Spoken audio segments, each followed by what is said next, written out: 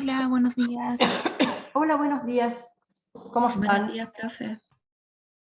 Hoy día es martes 20 de abril y vamos a dar comienzo a la clase de Derecho Internacional.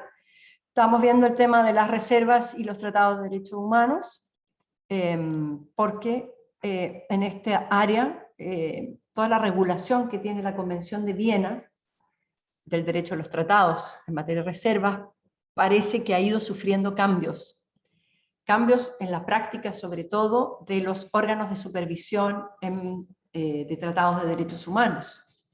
Y como ustedes ven, ya revisamos una de esos desarrollos, que es el hecho de que los órganos de supervisión se arrogan la función de determinar cuándo una reserva, eso no es coherente, compatible con el objeto y fin de un tratado. Esa cuestión, en principio, en el contexto de la Convención de Viena, quedaba entregada a los propios estados parte de la convención o del tratado respecto del cual se realiza una reserva. Pero hoy, a partir del caso Belilos, lo hacen otros órganos de supervisión. Ahora, en el caso Belilos estamos frente a una corte, entonces yo no veo ningún problema para que un tribunal, como la Corte Europea de Derechos Humanos, se pronuncie sobre la validez de una reserva. Porque la Corte tiene que determinar cuál es el ámbito de las obligaciones que son oponibles al respectivo Estado. Así es que en eso no hay problema.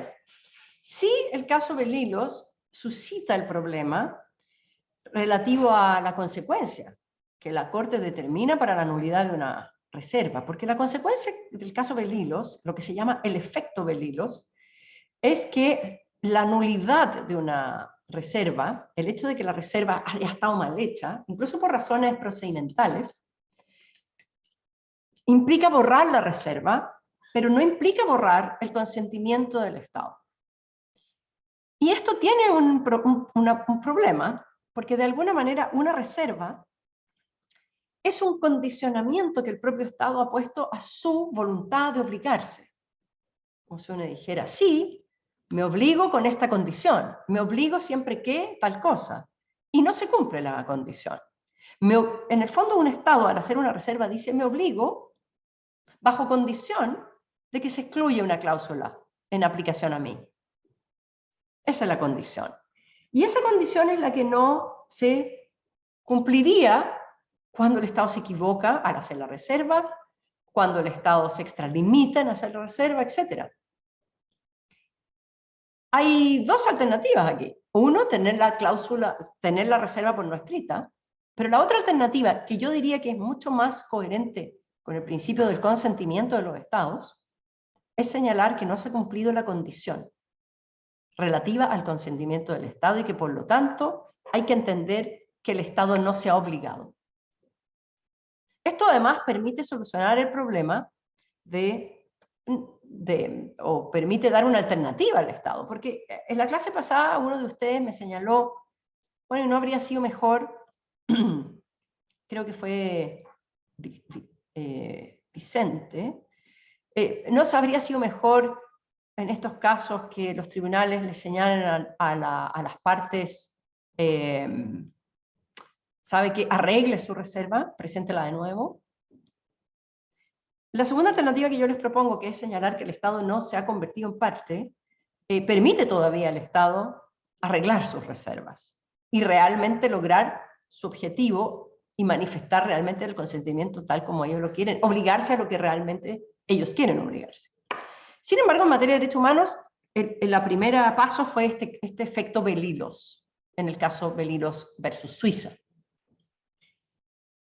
Esto ha llevado a que órganos de supervisión ahora, más allá de los tribunales, es decir, órganos de supervisión que no son tribunales.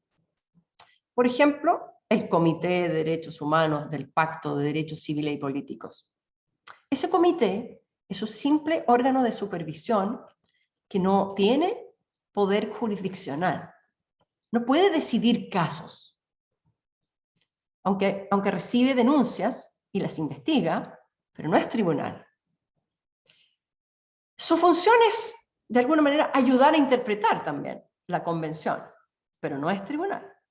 Por lo tanto, lo que dice el comité no tiene la misma fuerza de una sentencia. Y estos órganos de supervisión, como los comités, como las comisiones, como la Comisión Interamericana, tienen una competencia que está dada por el tratado que los crea. Y no está normalmente dentro de esas competencias pronunciarse sobre las reservas de los estados. Sin embargo, lo que demuestra la observación número 24 del año 94 del Comité de Derechos Humanos, que es el órgano de supervisión del Pacto de Derechos Civiles y Políticos, es que, a pesar de que ellos no tienen la competencia establecida en su estatuto, el comité emitió un pronunciamiento sobre cuándo las reservas al pacto son o no son admisibles, cuándo las reservas al pacto son o no contrarias al objeto y fin del tratado. Y ustedes tienen este pronunciamiento, que es el comentario general número 24, observación general número 24, y ustedes ven que el comité dice muchas cosas muy interesantes. Por ejemplo, señala que hay derechos humanos en ese pacto que son inderogables, y que si son inderogables no se puede permitir la reserva. Luego, señala también situaciones en que las reservas tienen que ser más limitadas. Y da una serie de ejemplos de casos de reservas que no serían compatibles con el objeto y fin del tratado. Entonces, por ejemplo, dice, bueno, no se podría hacer una reserva a la prohibición de la esclavitud. No se podría hacer una reserva a la prohibición de la tortura. No se podría hacer una reserva a la prohibición de someter a personas a tratos o castigos crueles, inhumanos o degradantes. No se puede hacer una reserva a la prohibición de privar arbitrariamente a las personas de la vida, de la prohibición de detener y encarcelar arbitrariamente a las personas. No se podría tener una reserva a la libertad de pensamiento, conciencia y religión, etcétera, etcétera, etcétera. Y resulta que si uno lee el pacto, no es un pacto donde los estados se hubieran pronunciado en el sentido de prohibir esas reservas. Si uno hubiera esperado que si la intención de los estados era prohibir esas reservas, esa prohibición estaría en el texto del tratado. Y sin embargo, el tratado guarda silencio. Adicionalmente, el Pacto de Derechos Civiles y Políticos, el Comité de Derechos Humanos hace una interpretación del Pacto de Derechos Civiles y Políticos en el sentido de que las reservas nulas, aquellas reservas que no son aceptables, su efecto es el efecto Belilos. Es decir, lo que se borra es la reserva, no el consentimiento. Y por lo tanto los estados quedan obligados a todas esas cláusulas que reservaron, pero que reservaron mal. Y la justificación para ese efecto Belilos es que los tratados de derechos humanos, como es el Pacto de Derechos Civiles y Políticos, no es un contrato sinalagmático entre estados, no establece prestaciones mutuas equivalentes, sino que el beneficiario último es el ser humano, es la persona, un sujeto que no es parte del tratado. Y que eso nos lleva a pensar, como el objetivo último es la protección de derechos humanos, que se pueden hacer estas interpretaciones que van en beneficio de ese ser humano. Van en perjuicio del principio del consentimiento, pero van en beneficio del ser humano. Perfecto, eso es uno de los desarrollos que ha ocurrido. ¿Ven? Órganos de supervisión se arrogan la facultad de ellos determinar cuándo una reserva es o no contraria al objeto y fin. Y se aleja entonces este desarrollo de la regulación que contiene la Convención de Viena. porque la Convención de Viena tiene una regulación que entrega la evaluación acerca de las reservas, se las entrega a cada Estado. Y entonces se puede dar una multiplicidad de reacciones por parte de los Estados. Eso se cambia porque ahora se permite que el órgano de supervisión sea, en el fondo, el veedor de la compatibilidad de las reservas con los tratados. Después del pronunciamiento del Comité de Derechos Humanos en el año 94, esto generó una controversia, no todos los estados estuvieron de acuerdo. De hecho, ustedes en el texto del profesor Sima habrán leído que la observación número 24 generó una respuesta de parte del Reino Unido, los Estados Unidos y Francia. Efectivamente, la observación 24 generó gran preocupación en algunos estados.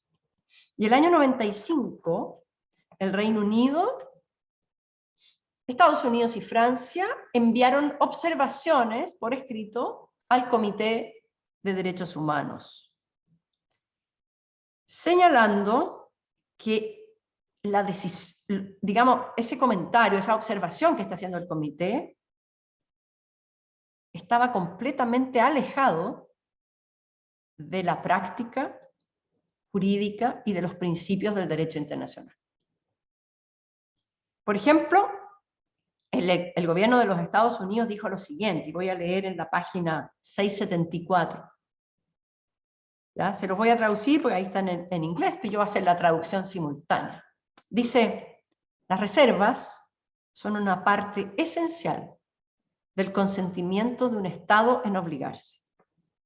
Ellas no pueden simplemente borrarse. Esto refleja el principio fundamental del derecho de los tratados. 2 puntos. Que la obligación se basa en el consentimiento. Un Estado que no consiente a un tratado no está obligado por ese tratado. Un Estado que expresamente sujeta su consentimiento a una disposición no se puede presumir sobre la base de alguna ficción legal que esté obligado por esa cláusula. Es lamentable que la observación número 24 aparezca como sugiriendo lo contrario. Ya, esa es la carta de Estados Unidos. Es bien dura. Está diciéndole al Comité de Derechos Humanos que se están excediendo y que están yendo, no solo se están excediendo, están violando el derecho internacional porque el principio básico del derecho internacional es el consentimiento. El gobierno británico también mandó una carta y dijo así, la solución defendida por el Comité de Derechos Humanos es profundamente contraria a los principios. Y aquí viene algo interesante. Y el Reino Unido hace una observación de las posibles consecuencias de la observación número 24 del comité. Y dice, se arriesga, ¿cómo lo traducirían ustedes? Discouraging. Desalentador. Muy bien, gracias. Desincentivar, precisamente. Se arriesga a desincentivar a los estados de ratificar convenciones, tratados de derechos humanos. O incluso podría llevar esta observación número 24 a que los estados actualmente partes denuncien los tratados que han ratificado. ¿Ya? Bien, y respecto al gobierno francés, ellos también se manifestaron en contra de lo señalado por el Comité de Derechos Humanos. Y si ustedes ven, lo que señalan es que primero es contra los principios, Pero además señalan una observación práctica. La observación práctica es esta.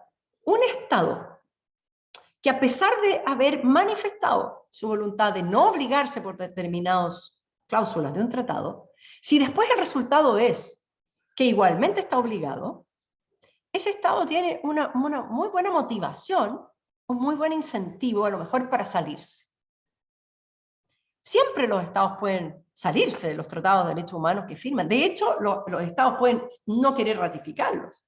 Ya es un gran avance que los Estados quieran ratificar tratados de derechos humanos, pero con un costo para ellos. Entonces, ellos van a poner en la balanza el costo y los beneficios.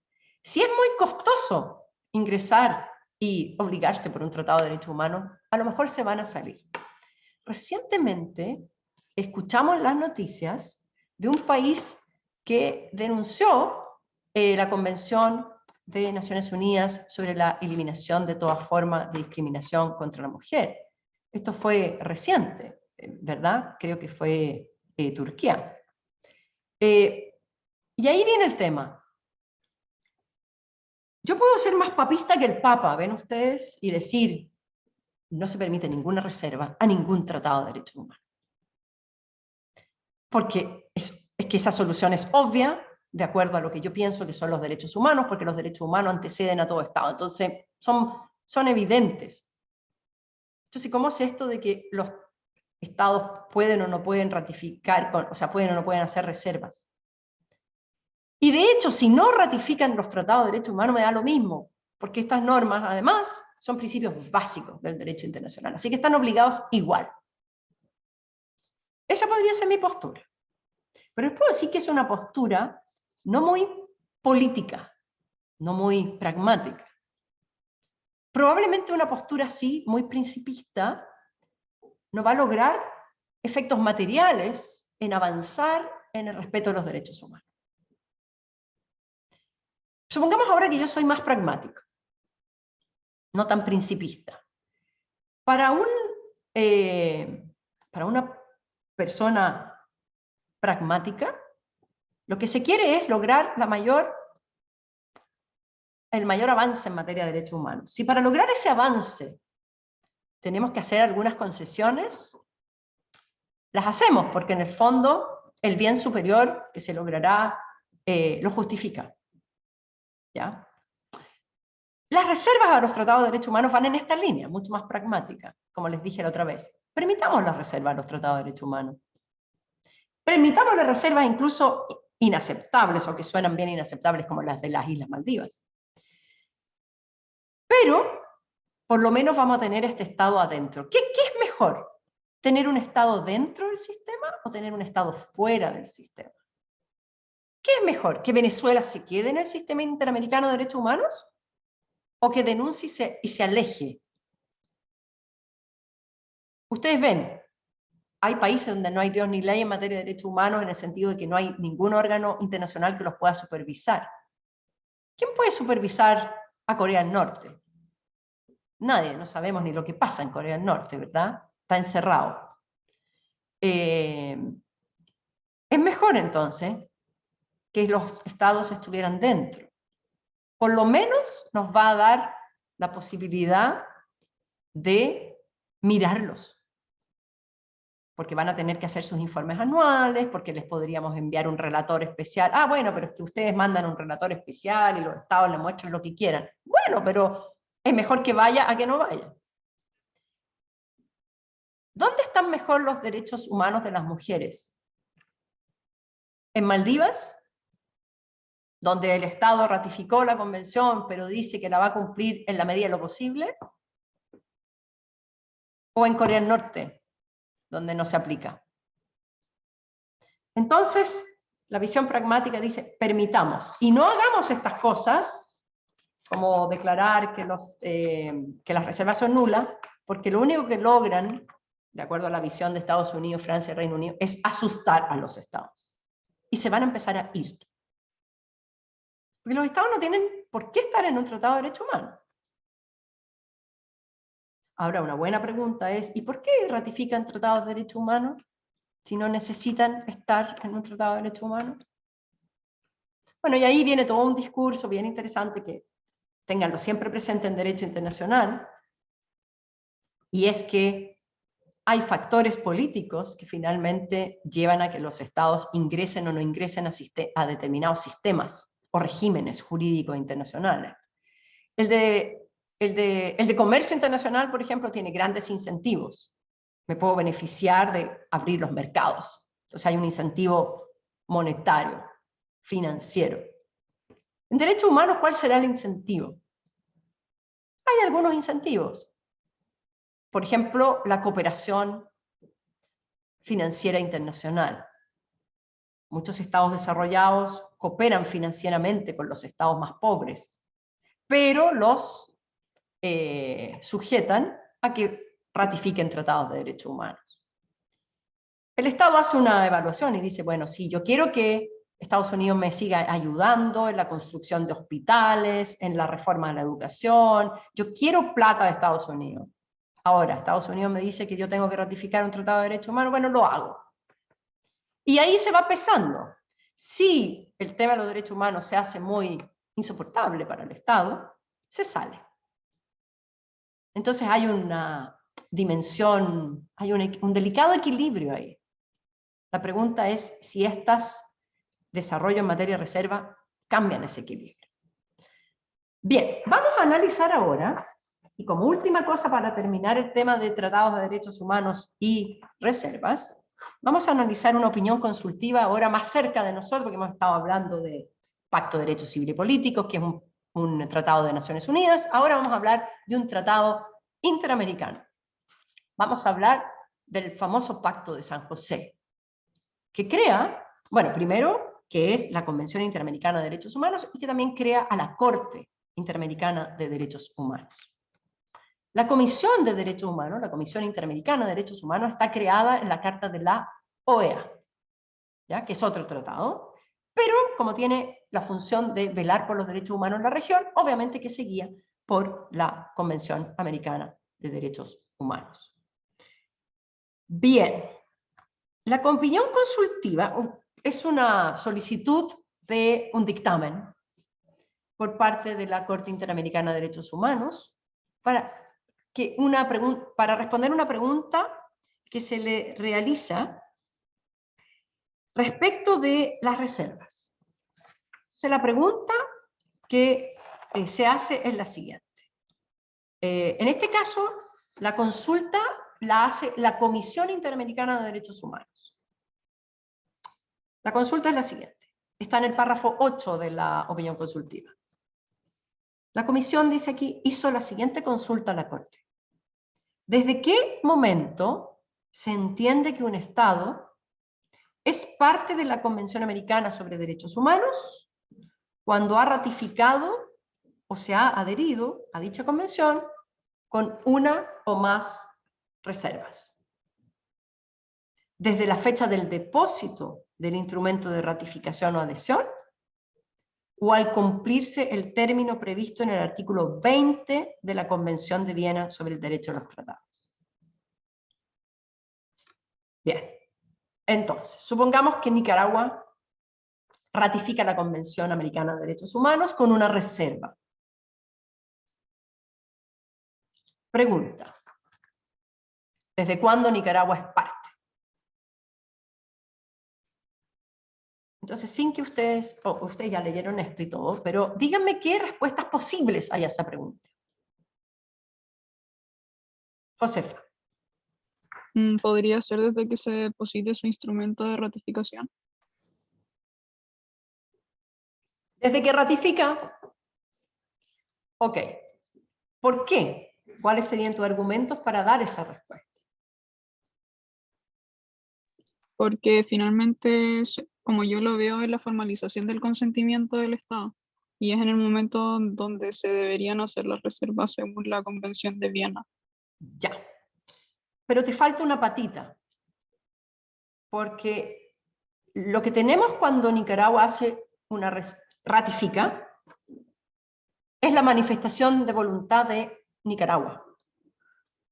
Entonces la ratificación es un acto unilateral que dice: doy mi consentimiento. Pero no basta eso para que tengamos una relación jurídica entre estados. Me falta el consentimiento del otro. ¿Ya? Entonces necesito 2 declaraciones de voluntad y ahí se forma el consentimiento. Entonces Nicaragua dice, me obligo por la Convención Americana, pero reservo el artículo 10. Bien. Me falta todavía la otra patita, me falta todavía la declaración de voluntad del resto de los estados parte. ¿Ya? Entonces, ¿qué otra respuesta hay? O sea, una posibilidad es inmediatamente después que ratifica. ¿Qué otra respuesta hay posible? Que empiece a cumplir después de que los otros estados acepten la reserva. Ya, perfecto. Como esto va con reserva, Benjamín dice, bueno, no es baladí que vaya con una reserva, habrá que ver si los otros estados le aceptan o no le aceptan la reserva. ¿Qué dice el artículo 20 de la Convención de Viena, que es importante aquí tenerlo presente en esta materia? Porque aquí dice, desde que ratifica o desde que se cumple el plazo previsto en el artículo 20. ¿Cuál es ese plazo previsto en el artículo 20? Los 12 meses. Los 12 meses, ¿ya? ¿Por qué creen ustedes que la comisión está haciendo referencia a los 12 meses? Porque es el plazo que pasa para que se entienda que los otros estaban aceptando de forma tácita. Ya, perfecto. Los 12 meses tienen que ver con la aceptación tácita. Pero ¿por qué la comisión se habrá ido a la aceptación tácita? Y uno diría, bueno, lo tácito normalmente no es la regla general. La regla general normalmente es lo expreso, lo explícito. ¿Por qué la comisión en su cabeza está pensando en el artículo 20 respecto de la aceptación tácita? ¿Qué podría llevar a la Corte a pensar inmediatamente en aceptación tácita y no en aceptación expresa?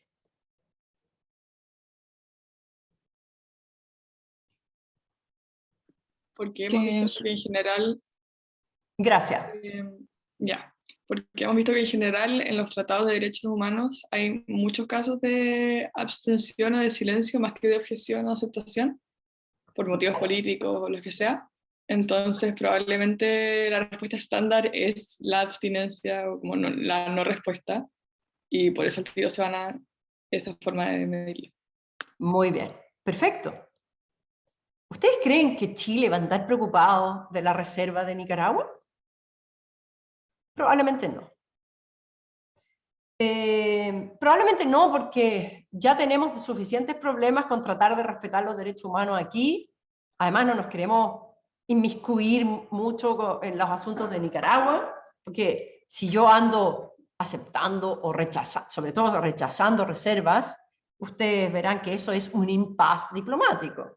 No le va a gustar al Estado al que yo le rechazo una reserva, que yo se la rechace. La regla general va a ser el silencio.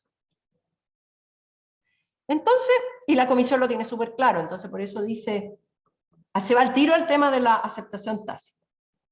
Bien, la aceptación tácita dura, o sea, requiere un plazo de ¿cuántos meses para que opere? ¿Tú misma, Gracia? 12. 12 meses. 12 meses. Entonces yo tengo 2 posibilidades. Viene Nicaragua y ratifica con reserva, y yo le digo, perfecto, usted está obligado a partir del mismo día en que ratificó.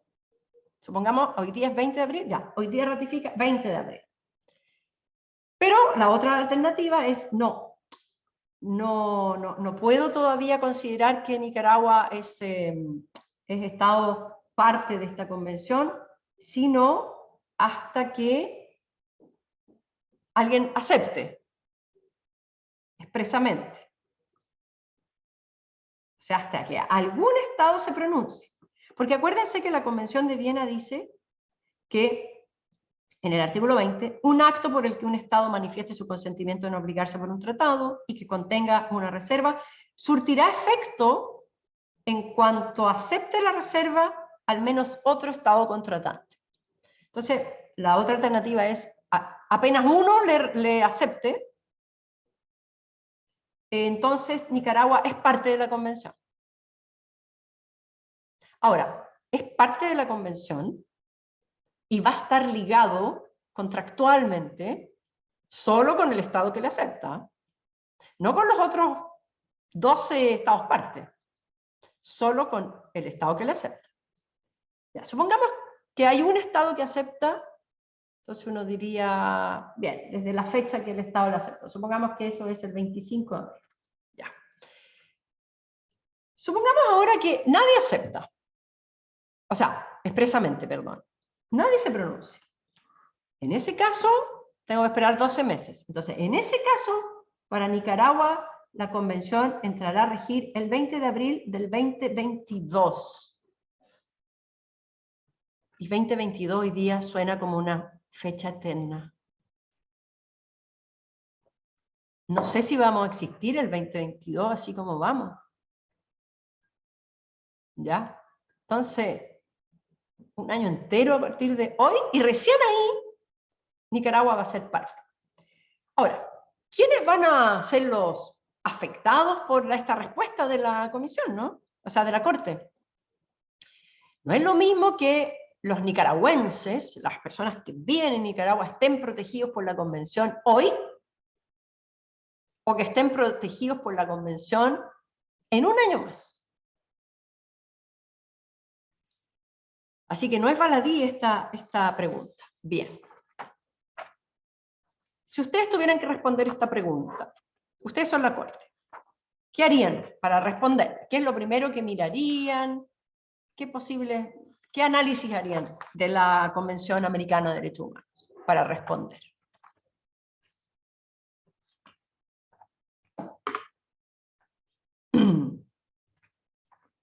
¿Alguien que quiera participar? Voy a poner aquí el chat porque después no veo O las sea, manitos. Benjamín, muy bien. lo primero que habría que hacer, en el caso de la Corte, sería ver el mismo tratado, Muy como bien. las disposiciones sobre reserva y ratificación. Muy bien. Obvio. Eso es lo primero. Entonces, regla número 1. Léete el tratado. ¿Ya?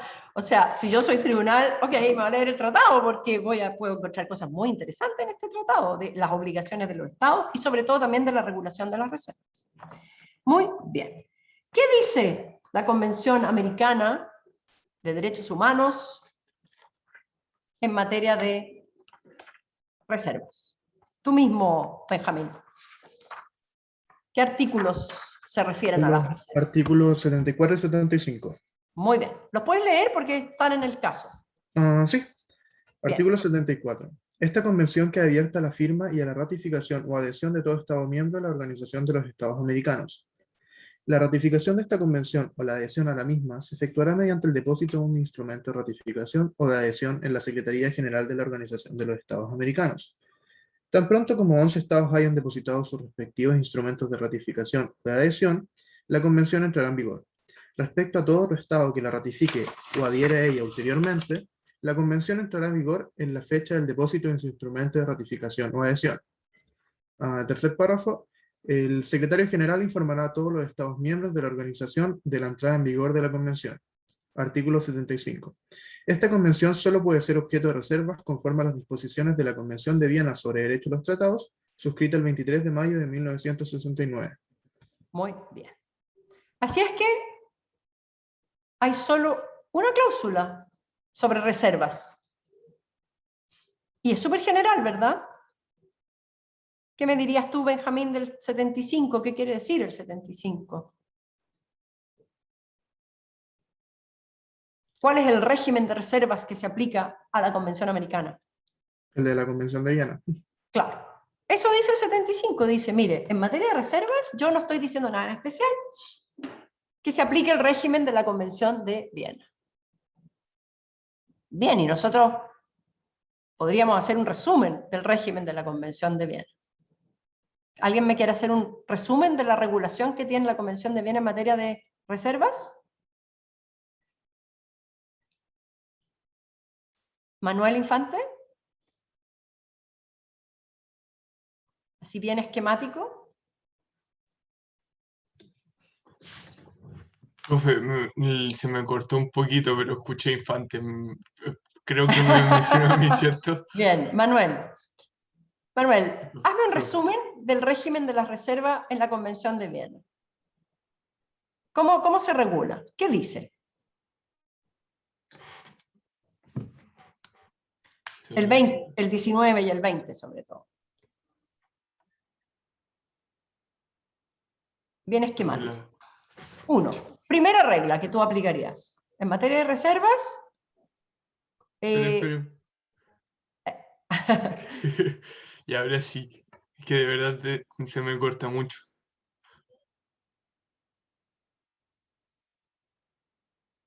Profe, ¿me escucha? Sí, perfecto. Ya. Respecto a la reserva,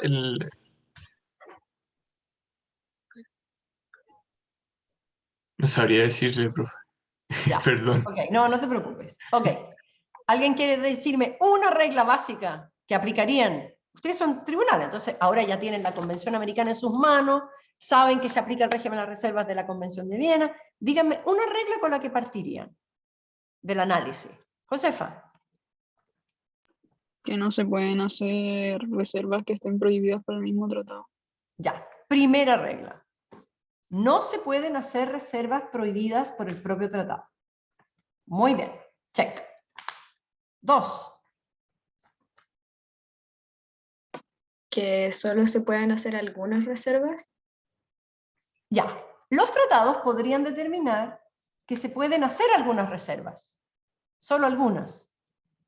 Hay reservas autorizadas en los tratados. Por ejemplo, podría ser que un tratado dijera, esta convención permite reservas, pero solo al capítulo 2. Ya. Si un tratado dijera eso, la conclusión es, permite la reserva al capítulo 2, prohíbe las reservas a todos los demás, y cuando un Estado ratifica con la reserva permitida, al capítulo 2, por ejemplo, el capítulo 2 empieza en el artículo 10, si un Estado dice, ratifico con reserva al artículo 10, y es de las reservas permitidas, entonces no es necesario preguntarle a los Estados, porque los Estados ya manifestaron su voluntad de que eso está aceptado, ¿verdad? Ya aceptaron esas reservas en el propio articulado del tratado. Entonces, si el tratado dice, se aceptan determinadas reservas, y el Estado hace una de esas reservas, el nuevo Estado que quiere ratificar, entonces, check, no le pregunto a nadie, y en esos casos, el Estado que ratifica, obviamente, que pasa a ser parte inmediatamente de la convención. Y con la reserva, porque ya está aceptada. ¿Ok? Bien, entonces tenemos estas dos reglas muy importantes. También tenemos otra regla. Si el tratado tiene poquitas partes. ¿Qué dice la convención si es que el tratado tiene poquitas partes, un número restringido de partes? Que Y no entonces dice todas las nada de partes la tienen reserva. que todas las partes tienen que aprobar la reserva. Exacto. Entonces un tratado chiquitito, restringido, un club de amigos, y no dijo nada de las reservas, no dijo que habían unas prohibidas ni otras aceptadas. Entonces vamos a tener que preguntarle a todos los estados del grupo, del club, y todos tienen que aceptar la reserva. ¿Qué pasa si es una organización internacional? En ese caso, y no dice nada de la reserva, vamos a tener que ir a preguntarle al órgano de esa organización que se pronuncia sobre nuevas membresías. Entonces, ese órgano, la oficina de la membresía, por así decirlo, va a decir, ¿te acepto o no te acepto que ingreses con tu reserva? ¿Ya? Perfecto. Check, check. 4 reglas. Ahora, la quinta regla, y con esto terminamos. ¿Qué pasa si el tratado no dice nada?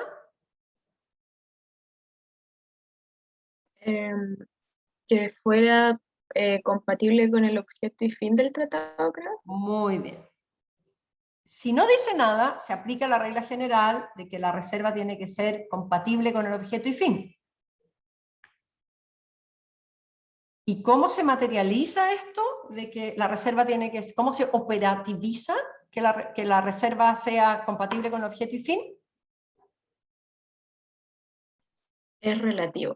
Como Es que depende de relativo cada estado. porque depende de cada estado. Muy bien, Montserrat. Cada estado va a tener que decidir si es compatible o no. Y cada estado va a tener que reaccionar. Y aquí tenemos varias reacciones. Acepta, rechaza o guarda silencio. Bien. ¿Dónde vamos a poner a la Convención Americana de Derechos Humanos en estas posibilidades? ¿Es la Convención Americana un tratado donde se prohíben reservas? ¿Qué dirían ustedes?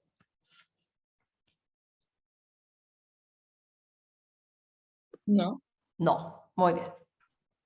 ¿Es la Convención Americana un tratado de poquitas partes que exige que todas ellas acepten las reservas?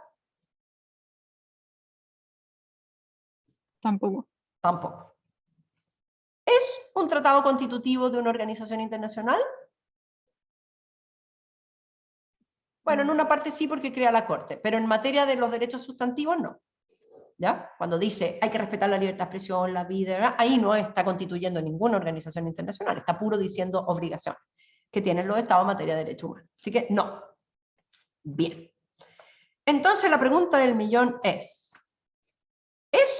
un tratado que no dice nada de las reservas? ¿O es un tratado que acepta determinadas reservas? ¿Y qué dice la Corte? Estamos en esa disyuntiva. Lean el artículo 75 de nuevo.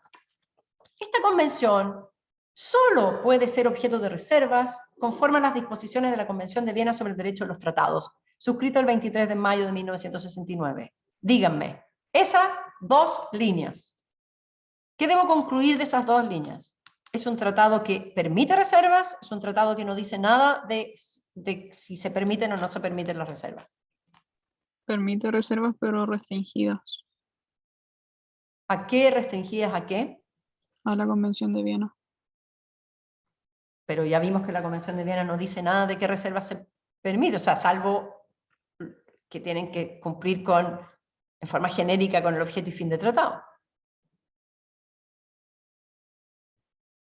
O sea, aquí tengo un tratado que dice, mire, en materia de reservas, me remito a la Convención de Viena sobre de reservas. La Convención de Viena sobre reservas, en sus artículos 19 y 20, tiene la regulación que acabamos de revisar. Hay tratados que aceptan expresamente reservas, hay tratados que prohíben expresamente reservas, hay tratados de número restringido, hay tratados que crean organizaciones internacionales, hay tratados que guardan silencio sobre las reservas. Y yo les estoy preguntando si la Convención Interamericana tiene algún pronunciamiento específico sobre reservas. Y la respuesta que ustedes me deberían dar es que si leen el artículo 76, lo único que hay aquí es una remisión, un reenvío a la Convención de Viena. Eso es lo que hay. Lo que está diciendo aquí, mire, en materia de reserva yo no quiero decir nada, no tengo mucho que decir, prefiero que lo diga la Convención de Viena. Así que el régimen de reservas de esta convención es el régimen de reservas de la Convención de Viena. Eso es lo que está diciendo. Yo realmente no alcanzo a leer aquí que haya una aceptación de reservas. Tampoco hay una prohibición de reservas. Lo único que está diciendo es, me remito a un régimen jurídico que se llama Convención de Viena sobre el Derecho a los Tratados. Ya. Sin embargo, la Corte va un poquito más en la línea de la Josefa. ¿Qué dice la Corte sobre las reservas en la Convención Interamericana? ¿A qué conclusión llega? ¿Alguien me puede indicar los párrafos relevantes que debo leer?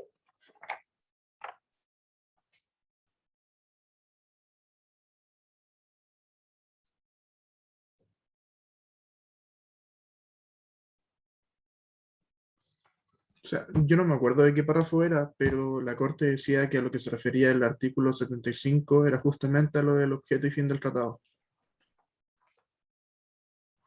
Ya, pero dice más.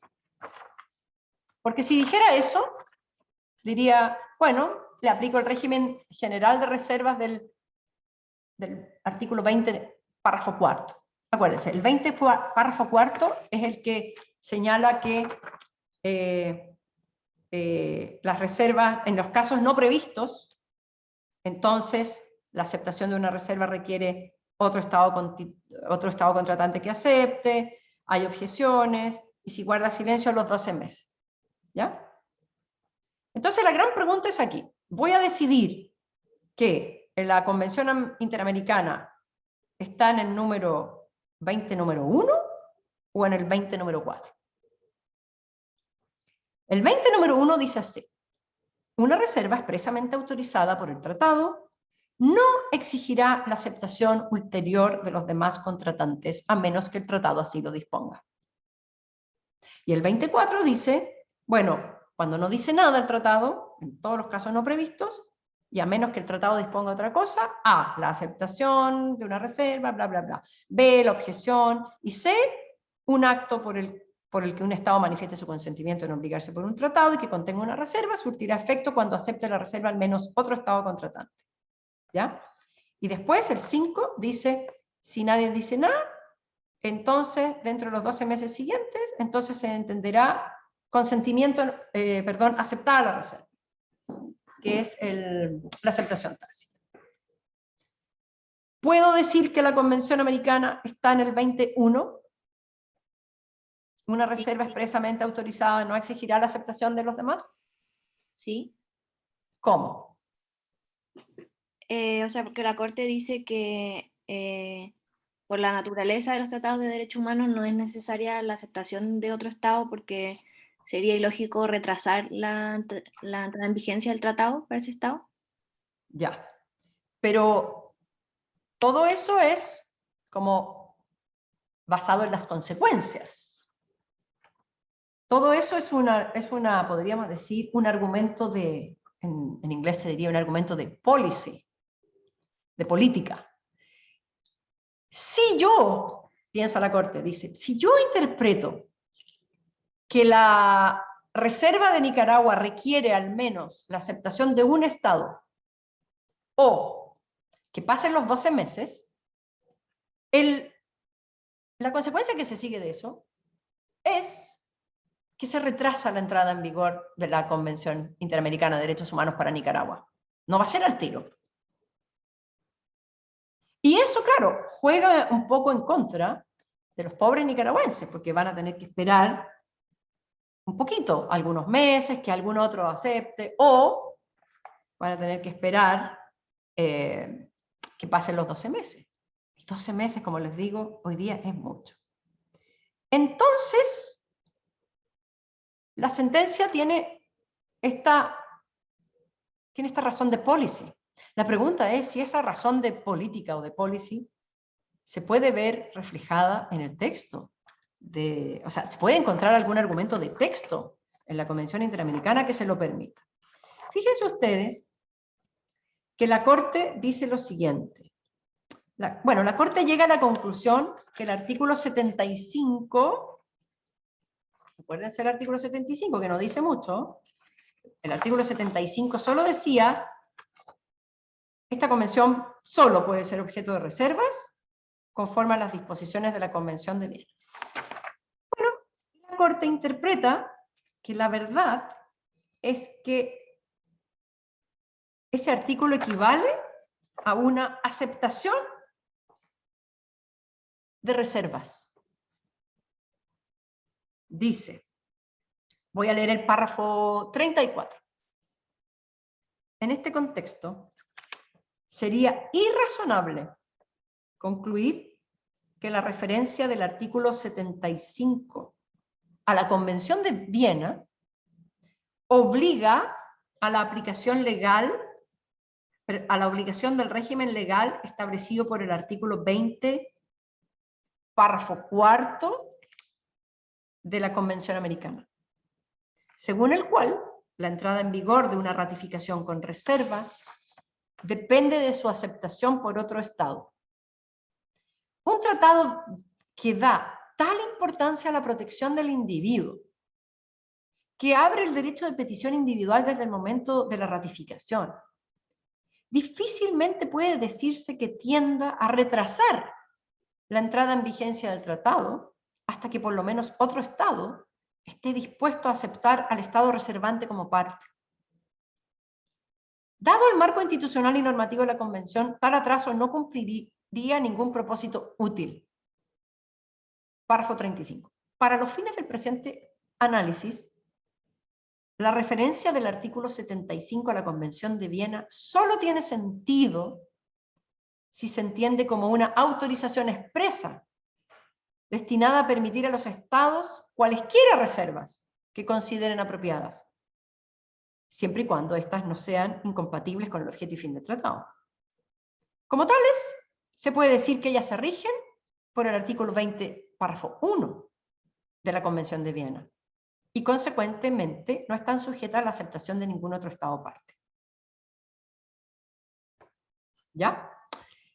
Dice el 36. Al respecto, la Corte hace ver que dicho artículo 20, párrafo 1, al hablar de, comillas, una reserva expresamente autorizada por el tratado, cierre comillas, no se está limitando por su propio texto a reservas específicas. Un tratado puede expresamente autorizar una o más reservas específicas o reservas en general. Esto último es lo que la Corte estima ocurre en la Convención Americana, significa que las reservas así expresamente autorizadas en general no requieren un tratamiento diferente al de las específicas igualmente autorizadas. O sea, básicamente la Corte lee que el artículo 75 de la Convención, que lo único que dice, les puedo asegurar, es que esta convención solo puede ser objeto de reservas conforme a las disposiciones de la Convención de Viena, equivale a autorizo cualquier reserva que usted me quiera hacer. Eso dice. Profesora, es que de no aceptar las reservas, entonces no se remitirían a la Convención de Viena, ¿o no? Josefa, perdona, Sí, si puedes sí. explicar un poco más tu comentario.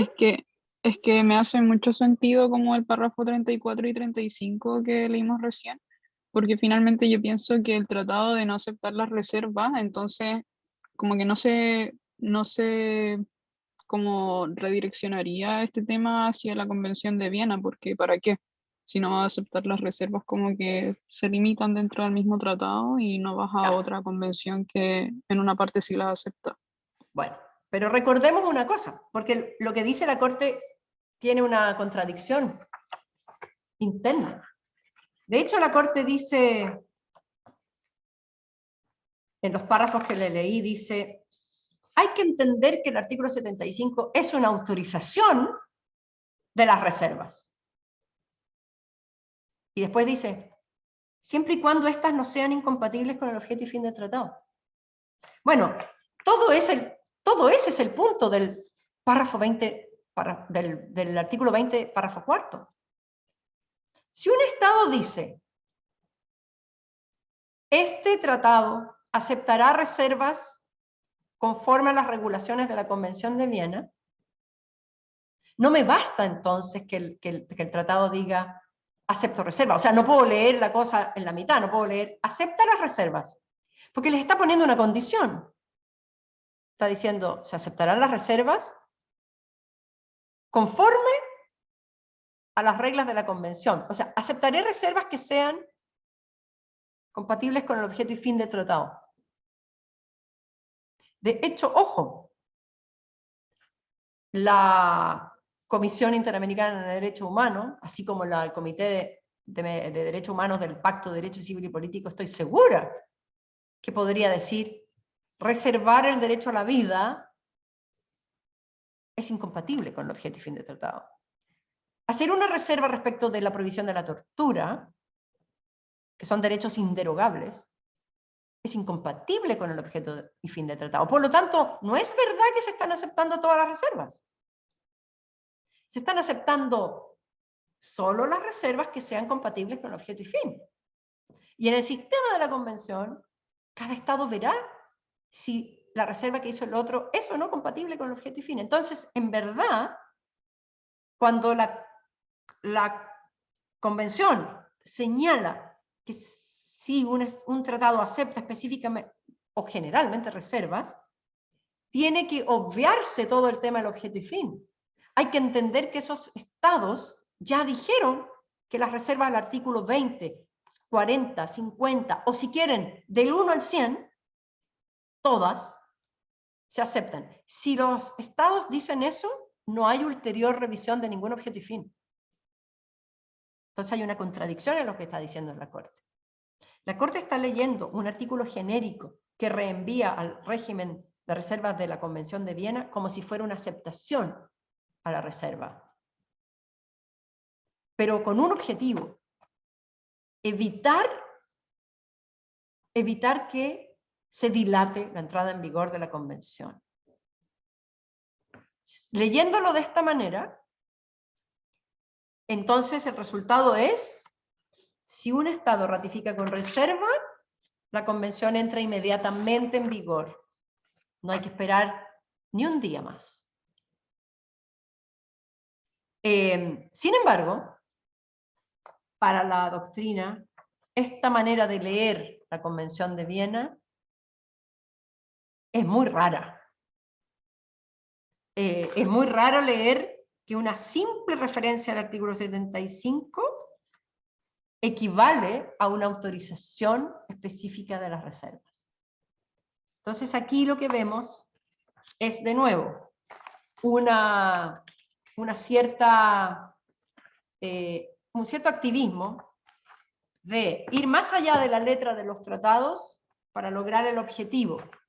El objetivo es hacer que la Convención de Viena entre en vigor lo más rápido posible, porque lo que se quiere obtener es proteger a las personas con el Estatuto de Derechos Humanos lo más pronto posible, y no dilatarlo.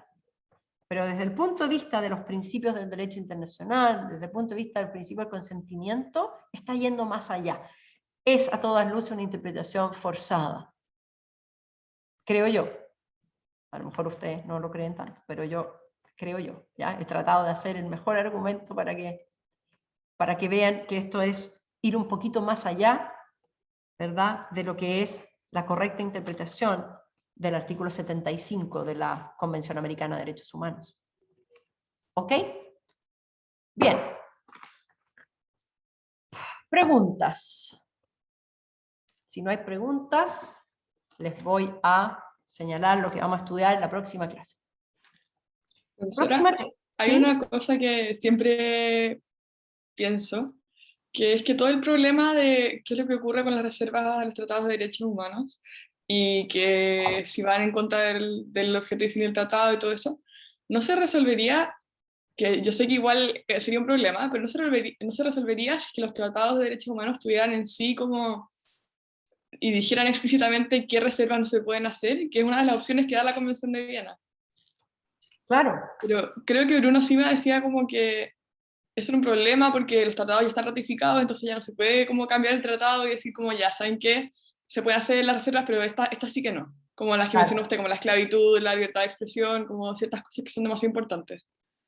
Y también dice que no van a haber más tratados de derechos humanos, como que se acabó la época de los tratados de derechos humanos, entonces tampoco es como que podríamos hacerlo a futuro.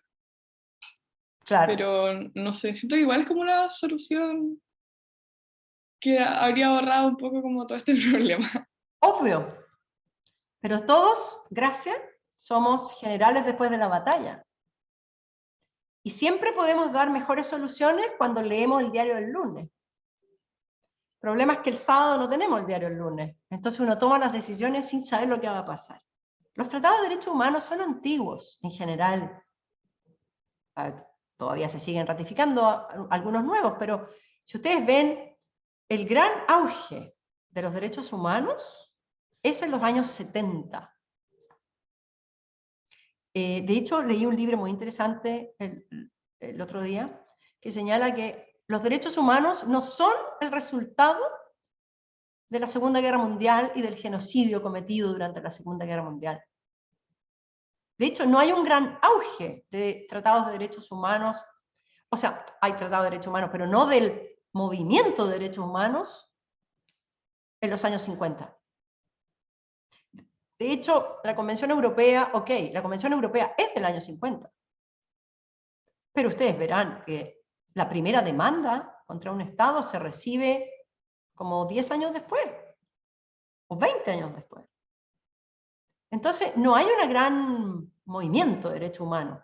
Movimiento de derechos humanos, las Naciones Unidas menciona derechos humanos 2 veces en todo su articulado, en el año 45. Uno habría esperado que las Naciones Unidas, que se crean después de la Segunda Guerra Mundial, su foco iba a ser los derechos humanos, ¿no? Su foco es la repartición del poder y evitar una tercera guerra mundial. Entonces, los derechos humanos son importantes, pero quedan ahí relegados para el Consejo Económico y Social.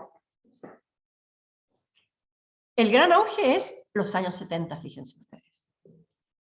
Entonces, lamentablemente, ya los tratados, ya algunos existían, y no se habían preguntado por estos temas. No había salido el diario el lunes. Entonces, hoy vemos que esto es problemático. Hoy vemos, además, los órganos de supervisión se empezaron a envalentonar con el tiempo. La Corte Europea de Derechos Humanos, el primer caso que conoce, que es un caso de, yo creo que es un caso de detención ilegal, uno de los primeros casos que conoce, que es el caso Loles, que es contra Irlanda, por el tema del terrorismo ETA. Entonces, Irlanda toma prisionero a un supuesto terrorista del IRA, ¿ya? Y lo tiene detenido meses, sin pasarlo a un tribunal. Hoy día sería inaceptable. A lo más puedes alargarle un poquito la detención, pero no mucho más. ¿Qué le habrá pasado a ese pobre detenido en esos meses que estuvo detenido? Bueno, no creo que lo hayan tratado muy bien, ¿verdad? Supongo que era para sacar la información por medios un tanto violentos. Bueno, el caso llega a la Corte Europea. Y la Corte Europea no sanciona a Irlanda. La Corte Europea dice que Irlanda está justificada para hacer lo que dijo, lo que hizo, porque había una situación excepcional. Y cada Estado tiene un margen de apreciación para derogar tratados, o sea, derogar derechos en base a los tratados, porque cada Estado está más cerca de la situación y esta era una situación especial por el terrorismo. Esa es una sentencia de la Corte Europea de los años 60. Hoy día eso no sería aceptable. Entonces, la Corte Europea fue súper tímida. La primera vez que sanciona un Estado habían pasado, como les digo, como 20 años desde la ratificación de la Convención. Entonces, todo ha cambiado y claro, los tratados no se hicieron cargo de esto. Hoy día, el sentido común señala que lo ideal sería regular mucho mejor el tema de las reservas en los tratados de derechos humanos. Pero, si se empiezan a prohibir reservas, supongamos que en la Convención contra la Eliminación de toda forma de discriminación de la mujer, se dice, mire, prohíbo las reservas genéricas como las de las Islas Maldivas.